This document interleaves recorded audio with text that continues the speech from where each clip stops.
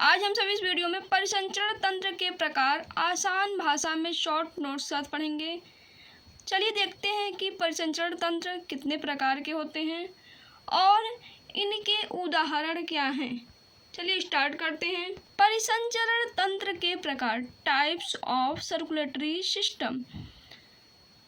परिसंचरण तंत्र के प्रकार पढ़ने से पहले हम सभी देखेंगे कि परिसंचरण तंत्र क्या होता है।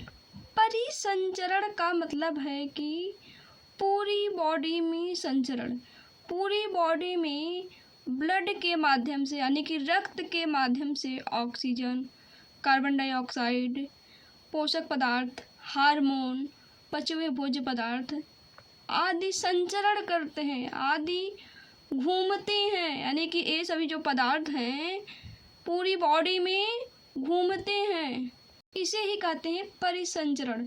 और पूरी बॉडी में इनका एक तंत्र बना है, इनका एक सिस्टम बना है, तो इसे कहेंगे परिसंचरण तंत्र।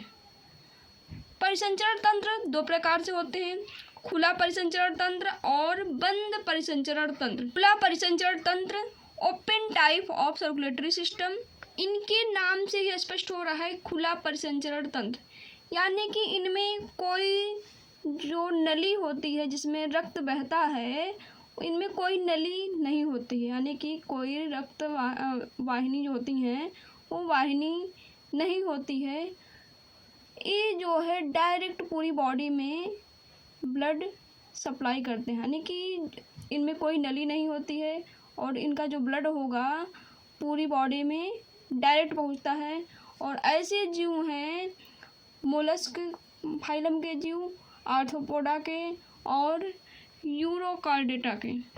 मोलस्क के अंदर आते हैं फाइला जैसे कि घोंघा, आर्थ्रोपोडा के अंदर प्राण आते हैं यानी कि झींगा मछली और कॉकरोच, बिच्छू, और यूरोकार्डेटा के अंतर्गत आते हैं हर्डमानिया। इन सभी जीवों में रक्त वाहिनियों में नहीं बहता है और इनका जो रक्त होता है उन्हें हीमोलिम्फ कहते हैं, यानी कि इनका जो तरल परिसंचारी पदार्थ होगा, ठीक, जो तरल परिसंचारी पदार्थ होगा उन्हें रक्त और लसिका ना कह के बल्कि हीमोलिम्फ कहते हैं। और ये हीमोलिम्फ ऊतकों तथा अंगों के सीधे संपर्क में रहते हैं।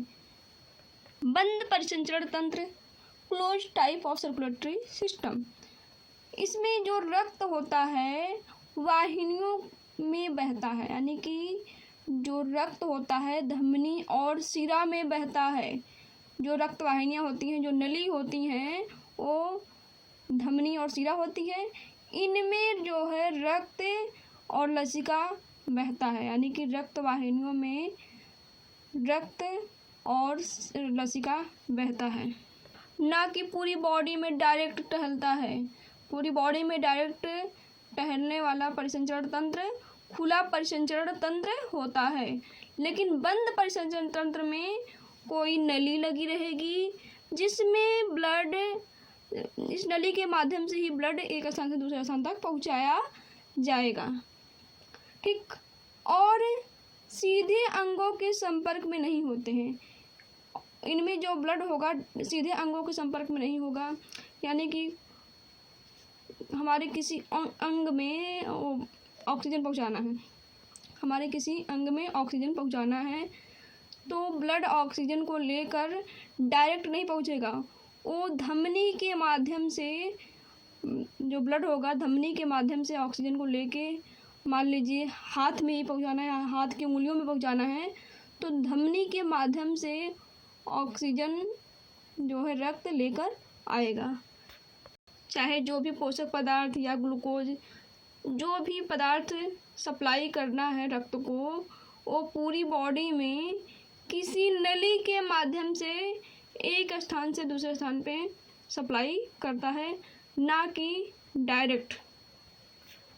और इसका एग्जाम्पल है एनिलिडा के जीव जैसे कि केचुआ, और वर्टिब्रेटा जैसे कि कशेरुकी जीव जैसे कि ह्यूमन और फिश, और जो मेढक होते हैं, पक्षी होती हैं, यानी कि मत्स्य वर्ग, सरीसृप और उभयचर और स्तनधारी जीव, इन सभी जीवों में क्या होता है, वन परिसंचरण तंत्र होता है।